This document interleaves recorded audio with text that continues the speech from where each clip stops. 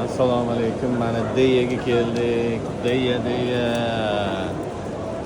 O'rtoqlar Deya.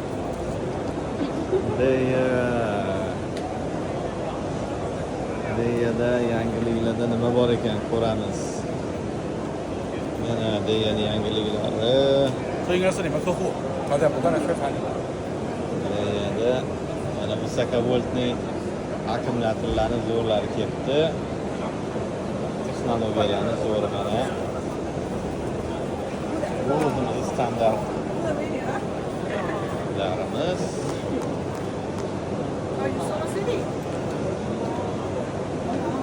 Mana bitta o'sha yangi tipdagi gibrid niskovoltli invertor 20 kilovattga turibdi ekan. Mana shunaqa gap.